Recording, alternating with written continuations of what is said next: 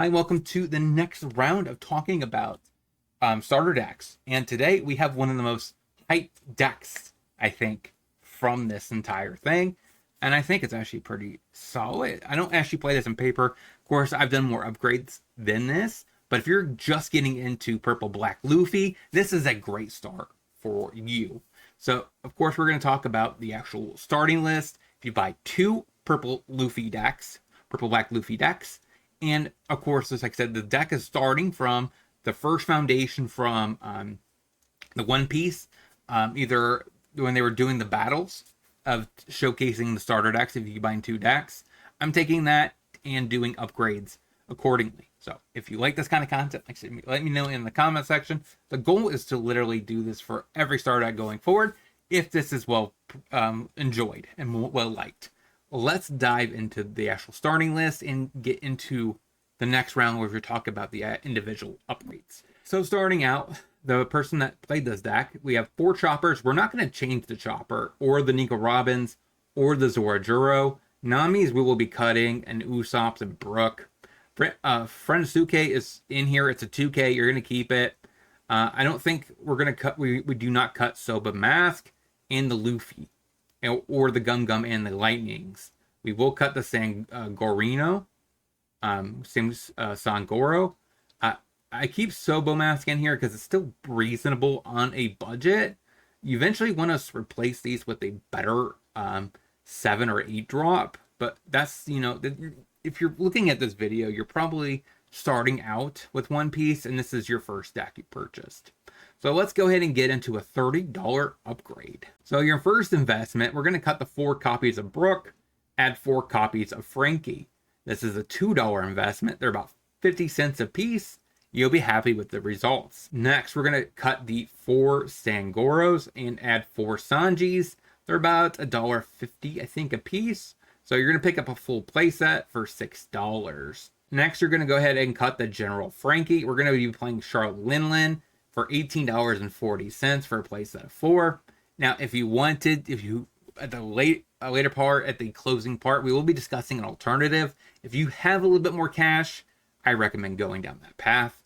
But Charlotte Linlin is a nice upgrade for a $30 budget constraint. Next, we are going to cut our 3 copies of Usopp.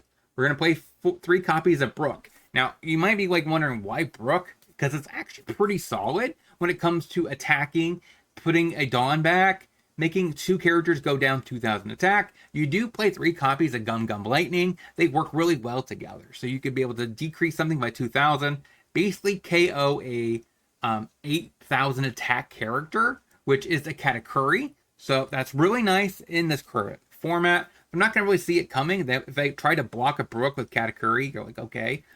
Still, you can kill the Katakuri.